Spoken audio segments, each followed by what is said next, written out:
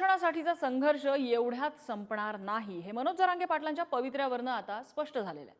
काल झालेल्या पत्रकार परिषदेत त्यांनी आपल्या या आंदोलनात फूट पाडण्याचा प्रयत्न होतोय असा आरोप सुद्धा केलेला आहे आणि यासाठी त्यांनी सरकारकडे बोट दाखवलंय। सरकारने दिलेलं 10% आरक्षण मान्य नसून ओबीसी कोट्यातूनच आरक्षण द्या या मागणीवरती जरांगे ठाम आहेत। तर असं आरक्षण शक्य नसल्याचं सरकार सांगतंय। दरम्यानच्या काळात अजय बावस्कर यांनी जरांगेंवर अनेक घणाघाती आरोप केले। यापूर्वी भुजबळ आणि जरांगेंमधली खडाजंगी महाराष्ट्राने बघितली होती आणि आता त्यात बावस्करांची भर पडली आहे। मात्र हा आपल्या विरोधातला ट्रॅप असून अजून असले 16-17 लोक तयार केले गेले आहेत आणि त्यांना पैसे वाटले गेले आहेत असं जरांगेंनी आरोप केलेला आहे। या आरक्षणाच्या विरोधात भूमिका घेताना त्यांनी मुख्यमंत्री शिंदेंकडे बोट दाखवलंय। मात्र यातून अजित पवार आणि फडणवीस मात्र नामानिराळे राहत आहेत की काय असं चित्र आहे।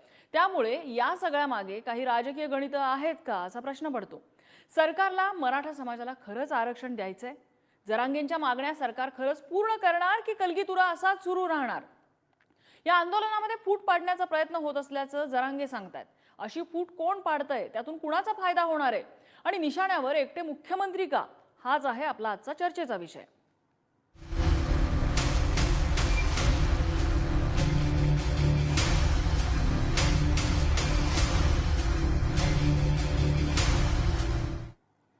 आणि या चर्चेमध्ये आज आपल्या सोबत आहेत सामाजिक कार्यकर्त्या अंजली दमानिया, ज्यांनी या संदर्भात आज एक एक्सपोस्ट केलेली होती।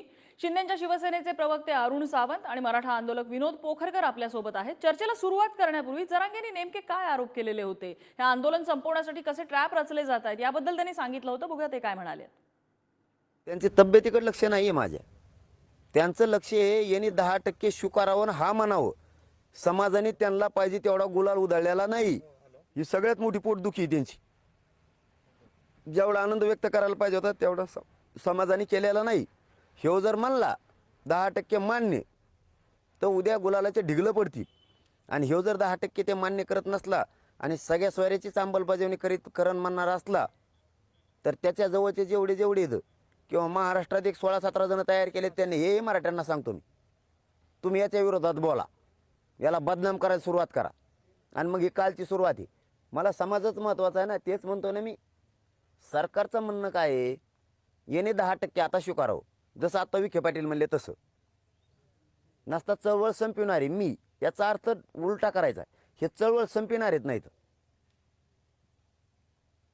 हे असं करणार आहेत। यांचं म्हणणं आहे 10% घ्या, नसता आम्ही ते जिल्ह्यातलं उठिलं ते बाळवटकर तसे उठिणार आहेत बोलायसाठी तुझ्या विरोधात। याचा अर्थ असा आहे, म्हणजे सरकार जाणून बुजून तुमच्या उठविणार। तब्येतीचं तर देणं घेणंच नाही। मी मराठ्यांसाठी आणखीन लढतो, ओबीसीतून आरक्षणासाठी पुन्हा बाजी लावली मी। मला काय हाल होत ना, मला माहिती आहे, तर डॉक्टरला माहिती आहे, तू माहिती आहे, मला सगळ्या माहिती मिळायला लागल्या। तो आता कुठे ते बंधू आले का नाही तिथं, एक बेंगलोरची माता माऊली सुद्धा येणार आहे, तिने ते काय केलंय म्हणून तिला तर 40 लाख रुपये घेतलेत असंही कळालंय। ऐकू माहिती आहे मला, ती 40 लाख रुपये सुद्धा घेतले तिने हे बोलायसाठी, म्हणून एवढ्या गाड्या घेऊन मुंबईत जातो। अहो एका दिवसात याला एवढ्याले चॅनल उपलब्ध होते कसे? मग 19 वर्ष गेले तरी हे चॅनल मला उपलब्ध नाही झाले। 19 वर्ष संघर्ष करतोय मी, तुला एका दिवसात आणि घंटा घंटा। खरं म्हणतात एखादा प्रश्न सोडवण्यासाठी साम दाम दंडभेद असे मार्ग अवलंबवायचे असतात, हा सिक्वेन्स असतो। साम मार्ग वापरलेला आहे सरकारने, तो काही उपयोगाचा ठरलेला नाहीये। दाम मार्ग वापरलाय का आपल्याला माहिती नाही, दंड मार्ग इथे वापरता येणार नाही हे सरकारला कळून चुकलेलं आहे। त्यामुळे आता भेद या मार्गाचा वापर होतोय की काय असा प्रश्न पडायला लागतो। मी सुरुवातीलाच अंजली दमानिया यांच्याकडे जाईन। अंजली दमानिया जी, आता जरांगेंची प्रतिक्रिया आपण ऐकलेली आहे, तुम्ही त्या संदर्भात एक पोस्ट सुद्धा केलेली होती। आत्ताचं हे जे काय खेळ चाललेला आहे या सगळ्याकडे तुम्ही कसं बघता?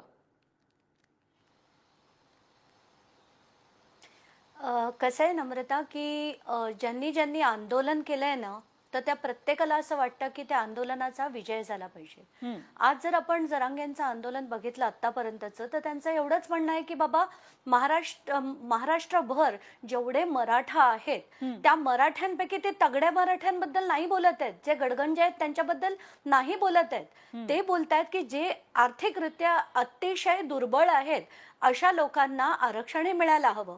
त्यासाठी त्यांनी एक मार्ग दिला की बाबा ज्यांच्या ज्यांच्या कुणबी नोंदी मिळतील त्या कुणबी नोंदी पकडून त्यांच्या सगळ्या सोयऱ्यांना आरक्षण मिळायला हवं। याच्यात काहीही गैर नव्हतं, काहीच गैर नव्हतं।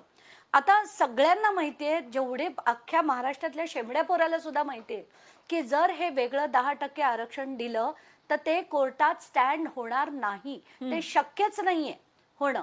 मग ह्याच्यात आता मार्ग काय काढायचा? तर आता ओबीसीच्या आधी मला जे दिसतं ते मी सांगते नम्रता. हो. मला असं वाटत होतं की हे फडणवीसांनी भुजबळांना अचानकपणे मोठं केलं. ते मोठं करण्यामागे त्यांचा हेतू एवढाच होता की कुठेतरी हे जर मराठा आरक्षणाचा मुद्दा जर लावून धरला गेला तर शिंदे जरा पुढे होतील आणि मी थोडा मागे राहीन, याच्यासाठी म्हणून यांनी भुजबळांना मोठं केलं. आणि ते ओबीसीचा जो सो कॉल्ड लढा आणि जे सो कॉल्ड सगळ्या त्यांच्या मीटिंगा झाल्या आणि त्याच्यावर जे पूर्वी ज्यांच्या छातीत कळ यायची ते फाड फाड भुजबळ अगदी बोलायला लागले आणि अक्षरशः जे बोलले ते कधीही मर्यादा ठेवून बोलले नाहीत. आता जरांगे जे आधी बोलायचे ते अतिशय मर्यादा ठेवून बोलायचे. ते असंच म्हणायचे की गावागावात आमच्यात भांडणं लावून देऊ नका, आम्ही ओबीसी आणि मराठा एकत्र आहोत, तुम्ही आमच्यात मुद्दाम भांडणं लावून देतायत, असं ते एकदा नाही अनेक वेळा म्हणाले. पण ही मुद्दाम भांडणं लावायला आधी भुजबळांना उभं केलं. तसंच मला असं वाटतंय हे बारसकर जसं जरांगे जे म्हणाले ते अतिशय खरं आहे की आतापर्यंत अशी अनेक पीसीस, अशा अनेक प्रेस कॉन्फरन्सेस सगळेजण नेहमी घेतात. त्याच्यातल्या किती प्रेस कॉन्फरन्सेस कव्हर होतात, पण या सगळ्या चॅनलवर सगळ्या याच्यावर ही जी बारसकरांची प्रेस कॉन्फरन्स कव्हर झाली तर त्याच्यावरनं आणि ते जे बोलत होते त्यांनी अतिशय टॅक्टफुली गेम केला. ते काय म्हणाले की जरांगे आता असंही म्हणतील की हे सरकारचे षडयंत्र आहे आणि सरकार हे मुद्दाम करताय. तर हे कुठून, म्हणजे त्यांनी सगळ्या बाजू करून कव्हर करून लोकांना हे पटवून दिलं की मी सरकारच्या बाजूनी नाहीये, पटवून देण्याचा प्रयत्न केला. पण हे कुठेतरी नेहमी अडकतात. तर नम्रता जर आठवत असेल अधिवेशनाच्या भर सभेमध्ये तेव्हा भुजबळ बोलले होते आणि त्यांनी यांचं नावही घेतलं आणि दुसऱ्याच दिवशी यांची प्रेस कॉन्फरन्स होते. हा जर आपण क्रोनॉलॉजी बघितली तर हा योगायोग असूच शकत नाही. This is nothing but a stage manage. त्यांना पूर्ण हा लढा जो आहे तो पाडून काढायचा आहे आणि त्यासाठी जसं जरांगे म्हणाले आज एक नाही अनेक लोकांना ते उभं करतील येत्या काळात. मला वाईट या गोष्टीचं वाटतं की पूर्ण महाराष्ट्र जेव्हा पेटला होता म्हणजे भावनेने पेटला होता, आग लावण्याबद्दल नाही म्हणत आहे मी, कारण त्याचाही शब्दाचा अनर्थ कोणी करू शकतं.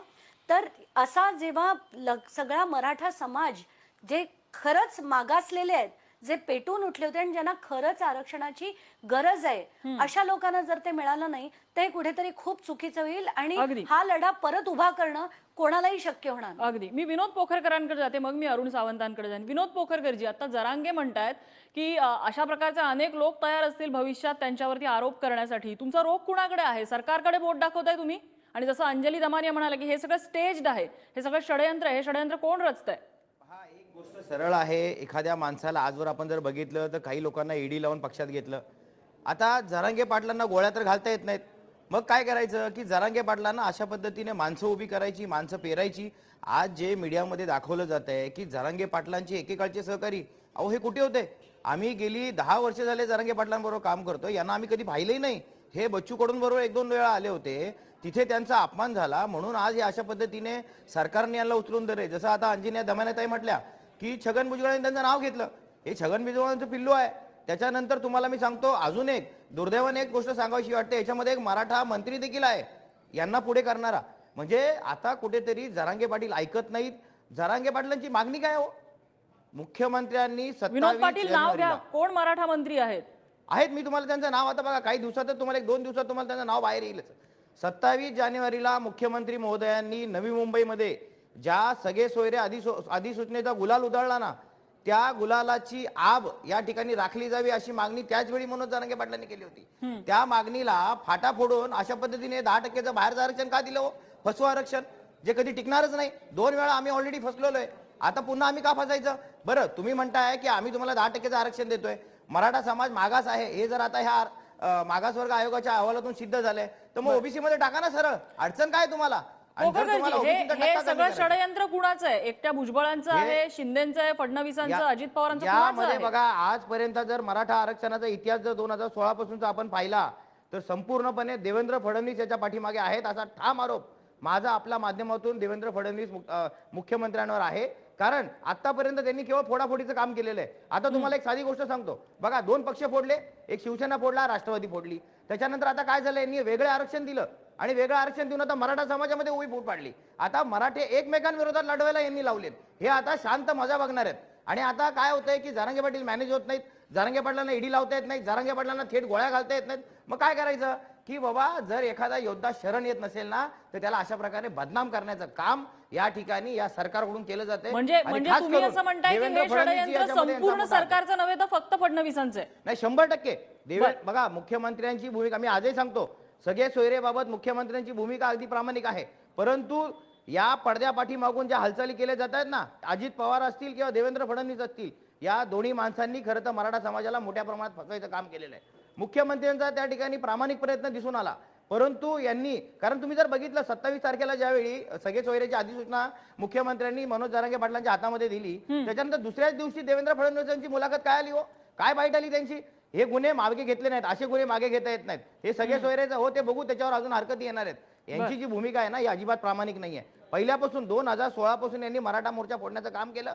आताही याच्यामध्ये पूर्णपणे यामध्ये देवेंद्र फडणवीस आणि अजित पवार यांचा याच्यामध्ये हात आहे. आणि अशा पद्धतीने माणसं फिरून काही होणार नाही, हे आंदोलन फुटणार नाही. मनोज जरांगे पाटलांच्या पाठीमागे समाज ठामपणे उभा आहे. आणि तुम्ही बघितलं ना, काल जे आरक्षण दिलं 10%, किती ठिकाणी गुलाल उधळला हो. अहो, यांनी पेरलेल्या माणसांनीच गुलाल उधळलाय. आज नवी मुंबईतलं उदाहरण घेतो, एका ठिकाणी गुलाल उधळला, 4 ठिकाणी निदर्शनं झाली. का झाली? जर तुम्ही प्रामाणिकपणे दिलंय तर तुमचा गुलाल उधळला गेला पाहिजे. विनोद पोखरकरजी, तुमच्या भावना मला वाटतं सगळाच महाराष्ट्र समजतोय. मी अरुण सावंत यांच्याकडे जाईन. अरुण सावंतजी, फडणवीसांकडे थेट बोट दाखवलेलं आहे, म्हणजे चित्र असं दिसतंय की या सगळ्यामध्ये आरक्षण देण्यासाठी मुख्यमंत्री पुढे येत आहेत, शपथ घेण्यासाठी मुख्यमंत्री पुढे येत आहेत, आणि आता टीका झाल्यानंतर ती टीका झेलण्यासाठी मुख्यमंत्रीच पुढे येत आहेत. कॉर्नर होत आहेत मुख्यमंत्री.